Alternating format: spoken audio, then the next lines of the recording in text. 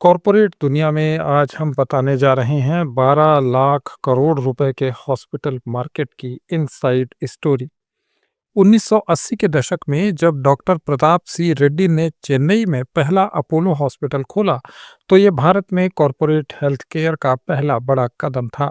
उस समय health services ज़्यादातर सरकारी अस्पतालों या छोटे नर्सिंग होम्स तक सीमित थीं, जहां क्वालिटी और एक्सेस दोनों की कमी थी। अपोलो ने स्वास्थ्य को एक फायदेमंद बिजनेस के रूप में पेश किया और जेसीआई मानकों वाली आधुनिक सुविधाएं दी। इससे मरीजों को विश्व स्तर का इलाज मिलने लगा। इस सफलता ने दूसरे लोगों को भी प्रेरित किया। 1990 के अंत और 2000 के दशक में Fortis health care, max health care, Manipal hospitals और नारायण हृदयालय जैसी हॉस्पिटल चेन्स उभर कर सामने आईं।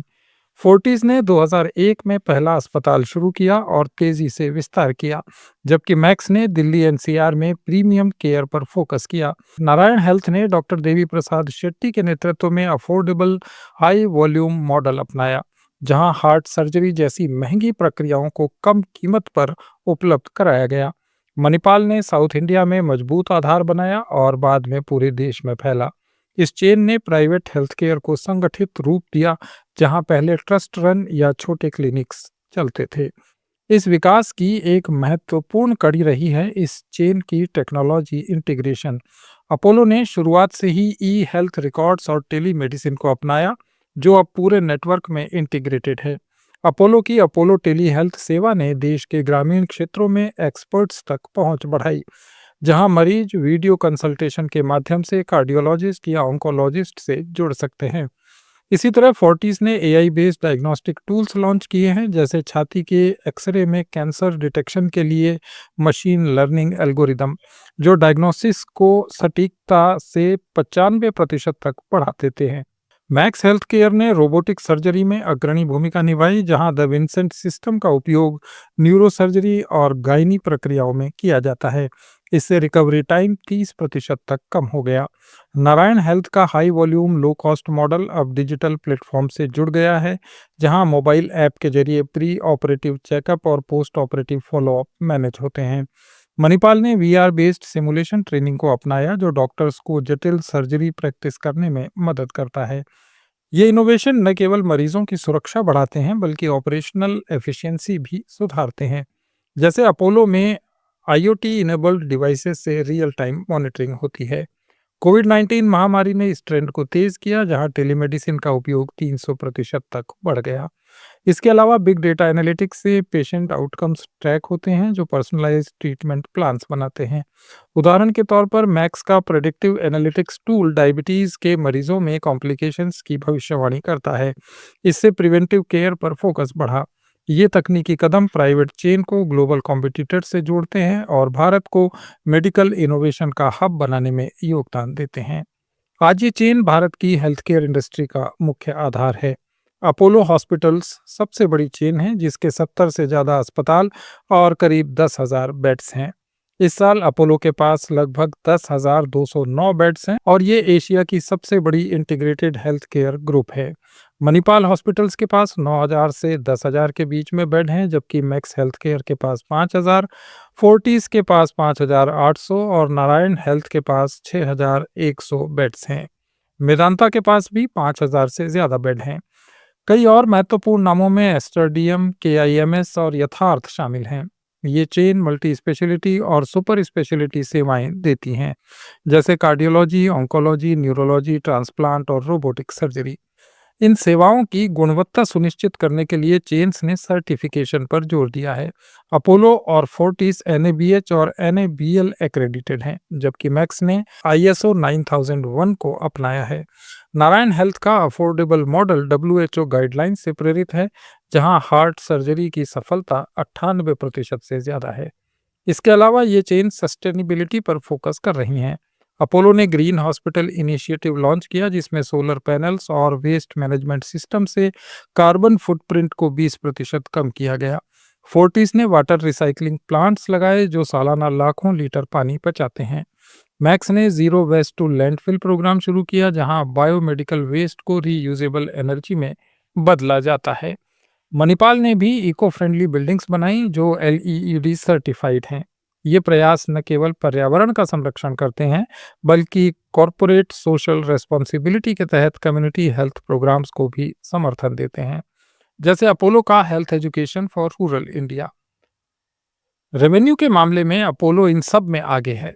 पिछले वित्त वर्ष में अपोलो का कुल रेवेन्यू लगभग 21,794 करोड़ रुपए रहा, जिसमें हेल्थ केयर सर्विसेज से 10,000 करोड़ रुपए से ज्यादा मिले। फोर्टिस का रेवेन्यू पिछले वित्त वर्ष में 7,783 करोड़, मैक्स का 7 से 9,000 करोड़ के बीच और नारायण हेल्थ का 5,483 करोड़ रुपए रहा। नेट प्रॉफिट में एस्टर डीएम सबसे ऊपर रहा, जिसको 5,408 करोड़ रुपए का फायदा हुआ।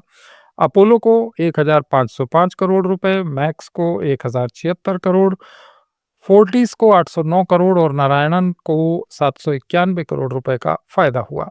ये आंकड़े दिखाते हैं कि प्राइवेट हॉस्पिटल्स अब हाई प्रॉफिट बिजनेस हैं। एआरपीओ-बी में मैक्स सबसे मजबूत है, जिसका एआरपीओ-बी 78,000 रुपए है। फोर्टिस का 73 और मेदांता का 67,000 है, जबकि अपोलो का 60 से 62,000 के बीच है। इन आंकड़ों के पीछे एक महत्वपूर्ण और मजबूत फाइनेंशियल स्ट्रेटेजी है। इन चेन्स ने डाइवर्सिफिकेशन को अपनाया, जैसे अपोलो का फार्मेसी और डायग्नोस्टिक सेगमेंट, जो इसके रेवेन्यू में 20% योगदान देता है। फोर्टिस ने इंश्योरेंस टाई-अप्स बढ़ाए, जहां कैशलेस ट्रीटमेंट से पेशेंट फुटफॉल 40% तक बढ़ गया। मैक्स ने प्रीमियम पैकेजेस लॉन्च किए, जैसे वेलनेस प्रोग्राम, जो एनुअल हेल्थ चेकअप के साथ कंसल्टेशन शामिल करते हैं। नारायण का volume based model cost control पर निर्भर है, जहां बल्क प्रोक्योरमेंट से मेडिकल सप्लाईज 30% सस्ती पड़ती हैं।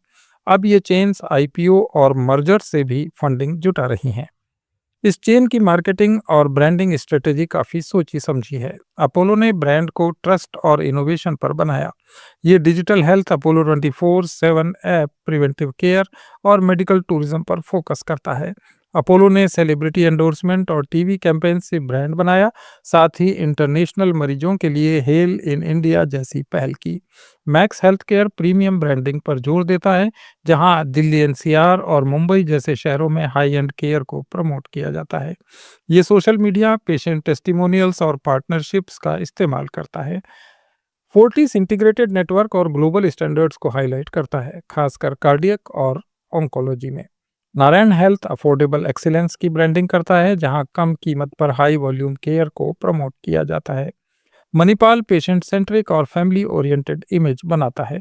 सभी chain digital marketing, SEO, content marketing और कॉरपोरेट टाई-अप्स पर इन्वेस्ट करती हैं। मेडिकल टूरिज्म के लिए ये इंटरनेशनल मार्केटिंग करती हैं, खासतौर पर यूएई, अफ्रीका और बांग्लादेश में। भविष्य में हॉस्पिटल चेन्स तेजी से बढ़ने वाली हैं। भारत का हॉस्पिटल मार्केट 2024 में लगभग 11 से 12 लाख करोड़ रुपए का था, जिसके 2030 तक 20 से 22 लाख करोड़ रुपए तक पहुंचने की उम्मीद है। प्राइवेट हॉस्पिटल्स का हिस्सा इसमें 60 से 70% है। 2026 से 2030 में मेडिकल टूरिज्म 13 से 16 बिलियन डॉलर तक पहुंच सकता है। अपोलो 2030 तक 13,000 बेड्स तक पहुंचने की योजना बना रहा है। मैक्स 2027 तक 9,000 बेड्स और 2028 तक इससे भी ज़्यादा का लक्ष्य रखे हुए है। फोर्टिस ग्लेनिगल्स के साथ पार्टनरशिप से 700 बेड्स जोड़ रहा है। नारायणा और मेदांता भी दुगनी ग्रोथ का प्लान कर रहे हैं। कुल मिलाकर बड़ी चेन्स 14,000 से 25,000 के बीच नए बेड्स जोड़ने वाली हैं। इससे 30,000 करोड़ रुपए से ज़्यादा का इन्वेस्टमेंट होगा। ये ग्रोथ मेडिकल टूरिज्म, बढ़ती इंश्योरेंस पेनिट्रेशन, लाइफस्टाइल डिजीज जैसे डायबिटीज़ और हार्ट प्रॉब्लम और टीयर 2-3 सिटीज़ में डिमांड से आएगी। सरकार ने इस बजट में 5 रीजनल मेडिकल टूरिज्म हब बनाने की योजना की घोषणा की है। इसमें प्राइवेट सेक्टर के साथ पार्टनरशिप होगी।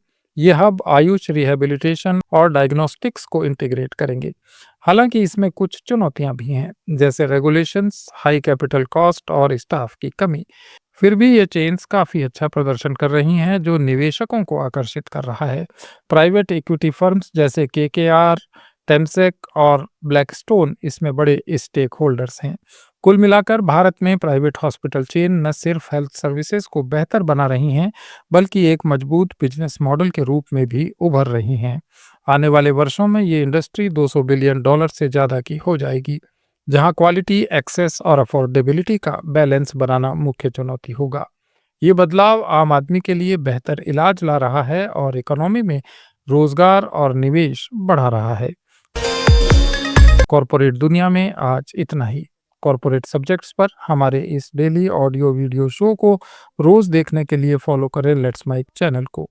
इसे रेडियो पर सुनने के लिए आप लेट्स माइक ऐप भी डाउनलोड कर सकते हैं। जुड़े रहिए लेट्स माइक के साथ।